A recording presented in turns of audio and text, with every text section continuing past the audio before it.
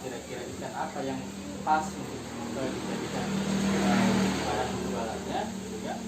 Nah, Ibu Lili kemudian mengubah rencana usahanya menjadi berjualan ikan matang yang dimasaknya terlebih dahulu di rumah. Gitu. Kebetulan ia sering membantu tetangganya memasak ikan atau pesanan lah, gitu, atau cateringan mungkin ya. Ibu Lili tidak memiliki modal cukup banyak sehingga ia hanya mampu membeli beberapa kilogram ikan.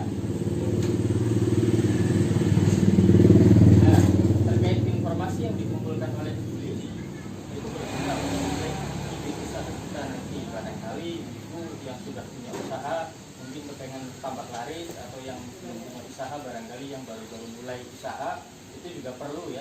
Dari sekian cerita dari Ibu Lili terkait pelatihan edukasi keuangan ya, atau memulai usaha, sesinya terkait memulai usaha itu juga perlu, karena bukan hanya wilayah pasar atau wilayah blok juga, Bu. Kadang di pasar internasional pun sama seperti itu.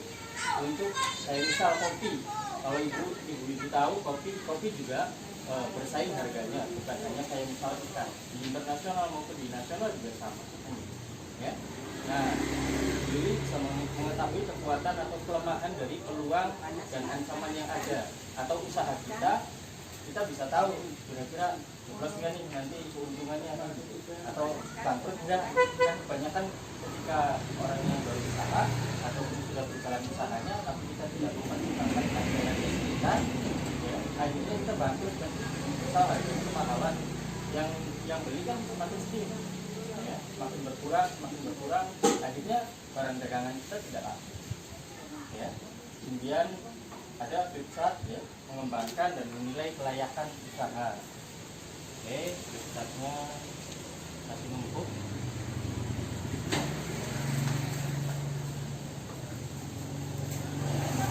Nah, untuk mengatasi kelemahan dan ancaman, ibu-ibu sampaikan bahwa ibu-ibu harus bisa memikirkan cara untuk mengatasi kelemahan dan ancaman yang ada. Kira-kira ibu-ibu punya solusi nggak? Cara untuk mengatasi kelemahan atau ancaman yang akan terjadi ketika kita sudah berusaha. Ada nggak, Bu? Yang kira-kira merugikan, ya. Nah, kira-kira agar kita tidak rugi seperti apa, Bu? Terobosan yang baru. Kira-kira seperti apa, Bu, terobosan yang baru? Kalau kita sebenarnya nggak laku, dikasih matang. Banyak yang gorengan dikasih pepes. Oh, berarti ada inovasi-inovasi ya. Iya, saya sangat setuju ya. Terima kasih banyak bahwa itu juga cara mengatasi ya, Bu, kelemahan atau ancaman yang ada. Nah, kemudian mengembangkan dan menilai kelayakan usaha, Bu. Kita juga mendukung usaha, misal kekuatan. Kita lihat bahwa apa saja kelebihan usaha kita dibandingkan usaha yang lain yang terpilih. Nah, kita lihat dari kekuatan, misal kita punya dagangannya ikan matang gitu ya. Nah, memiliki keterampilan masak ikan balado dan rasanya lebih lezat daripada masakan di ibu yang lain. Misal kayak tadi ibu bilang ada inovasi gitu. Masaknya kalau misalkan gorengan dikasih apa gitu kan, tahu kalau isinya apa, misal isinya bergedel lah, isinya ayam kan, atau isinya wortel semua dan sebagainya. Itu kekuatan juga ya. Nah, kemudian dari rasa, barangkali ibu ahli dengan masak ya, barangkali mau variasi juga rasanya hanya Durian ya, misal ikan rasa durian kan biasanya gurih sama manis kan gitu, bisa saja misal gitu. Atau disandingkan dengan biasanya hanya masak ikan tapi diberikan juga ada jualan misal bumbunya gitu, bumbu untuk memasaknya misal, itu menjadi kekuatan atau mendukung usaha. Kemudian yang menghambatnya apa saja kekurangan usaha dibanding usaha lain yang sejenis. Masakan yang dijual tidak banyak variasi ya, Bu, itu menjadi kelemahan, tidak punya variasi. Kemudian ya bosan lah, Bu, dagangannya pun baik, jadi akhirnya ya keuntungannya segitu aja, dapat semangat. Nah, kemudian ada peluang apa saja yang ada di luar usaha kita namun dapat memberikan pengaruh positif. Nah, ibu-ibu lebih suka membeli ikan matang, tetapi belum banyak penjual ikan matang di pasar. Makanya ibu ini berusaha untuk jualannya adalah ikan matang, karena di pasar lebih banyak ikan yang mentah. Nah, kemudian rasanya juga ikan balado, harganya juga bisa lebih murah misal, atau tongkol balado misal, ya kan? Kemudian ancaman. Nah, kita masuk ke ancaman. Apa saja yang ada di luar usaha kita, namun dapat memberikan pengaruh negatif. Kayak misal ketersediaan ikan kita sedikit, gitu. Ya mau nggak mau ya Bu, karena modalnya sedikit, jadi kita hanya usahanya dikit-dikit. Nah, itu juga perlu diusahakan. Artinya untuk modal sekian, untuk hitungan juga harus dibagi Bu ya. Ya sedikit lah lumayan. Artinya nanti penambahan modal juga. Nah, sebagian untuk kebutuhan sehari-hari. Nah, itu biar nanti tidak terjadi sebuah ancaman. Harga ikan naik selama ketersediaan terbatas atau stoknya sedang jarang atau sangat terbatas, itu juga mempengaruhi Bu, ya kan? Nah, selanjutnya di sini kelemahan usaha Ibu Lili adalah tidak punya banyak variasi, jelas ya kayak tadi, akhirnya menghancurkan usahanya atau membangkrutkan. Caranya harus harga ikan pertama mahal, gitu. Artinya kita juga harus bisa menyesuaikan, gitu. Stoknya juga harus diperbanyak. Nah, kemudian rencana keuangan kita masuk, ya.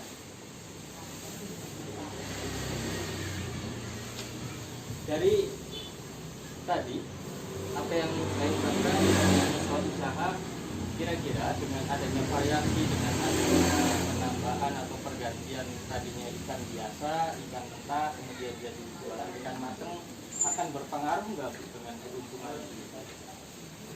Berpengaruh ya? Barangkali tidak, misal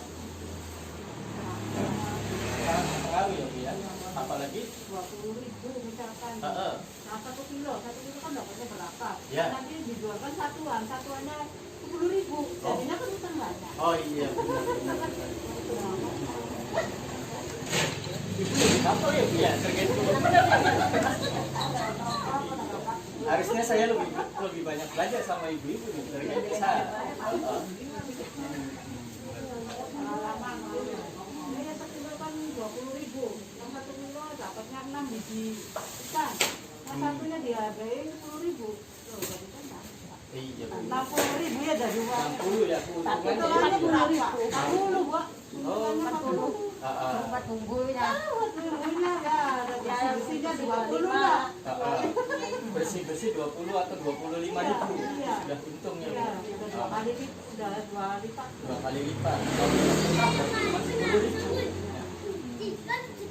Ya, mungkin untuk terkait masalah usaha ya, atau mengumpulkan informasi cara-cara untuk mengembangkan usaha Bu ya. Saya cukupkan. Terima kasih banyak atas partisipasi ibu dan atas kehadiran ibu juga, yang pada akhirnya bahwa jika usaha kita juga harus melihat kondisi pasar, harga, kemudian bahan baku dan harus mematangkan kira-kira kapan usaha apa yang harus dilakukan. Jangan sampai usahanya hanya sebatas usaha dadakan atau coba-coba gitu ya, yang akhirnya nanti rugi gitu. Nah, kayak misal kita juga harus melihat kayak jumlah ikan dan tingginya harga ikan bisa disiasati dengan cara mengganti jenis ikannya dengan yang lebih murah. Kayak misal ibu biasanya pakai Gurami. ya gurami, Gurami kan ganti lele saja. Benar Bu, benar. Cocok, iya. Lele bosan kan, nanti pak emas. Yang penting larang Mas. Ya bagus variasi ya. iya Bu, variasi. Goreng tadi acar. Jangan terumbas Bu. Aduh. Benar Bu, ganti jenis ikan yang lebih murah. Dipepes juga bisa ya Bu. Tapi kalau pepes ikan mas gimana Bu? Bisa ya. Tapi biayanya nanti mahal nggak Bu? Dan tambahin bumbu Tambah sama mahal ya? tambah mahal lah dijual. Berapa itu? Atau kalau enggak, misal biasa ikan mas nih Bu, rata-rata misal ukurannya agak gede, misal 1 jengkal ya kan. Nah, disiasati aja ikannya, nyari yang agak kecilan dikit kan gitu. Barangkali memang sudah biasa usaha di ikan mas, jadi terkait kiloannya aja yang dikurangin gitu. Biasanya 1 kilo kita pemesanan Isi 4, isi 4, itu isi 3 misal. Yang isi 3 gede-gede. Yang gede-gede kan 3. Nah sekarang kita ngambilnya yang isi 4 gitu 1 kilonya. Jadi disiasatin aja lah. Pokoknya bahan baku harus murah gimana pun caranya, salah satunya itu. Kemudian ya kayak mengurangi jumlah ikan juga sama ya. Misal biasa stok kita 5 kilo dalam 1 hari untuk masak, ya kurangin aja 3 kilo atau 4 kilo. Tapi harganya kan tetap stabil, ibu juga tetap mendapatkan keuntungan. Nah, kemudian tidak berjualan secara waktu. Ya perlu sih Bu. Kadang-kadang kayak misal ada corona misal ya, lagi istirahat dulu dagangnya, tapi kan setelah itu kita usaha lagi. Gitu. Artinya ketika kita harus berhenti dulu untuk tidak usaha, minimal 1 hari atau 2 hari lah, jangan banyak-banyak ya. Itu juga nanti kita akan berpikir atau mencari inovasi Bu, inovasi baru. Misal ikan masnya dipepes kah, tadinya biasa saja sekarang dipepes, tadinya nggak cuma digoreng dan dipepes, kemudian nanti dibikin balado, dibikin apa gitu kan, acar atau dimasukin ke toples ya Bu. Dikasih air? Iya kasih air barangkali kayak ikan cupang nanti ya.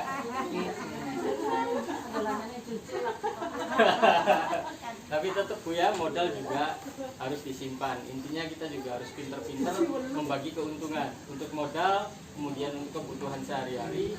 Ya kemudian ada lagi kan, misal katakanlah sisaan. Nah sisaan ini jangan dipakai semua untuk kebutuhan, disimpan bekas harian lah. Gitu.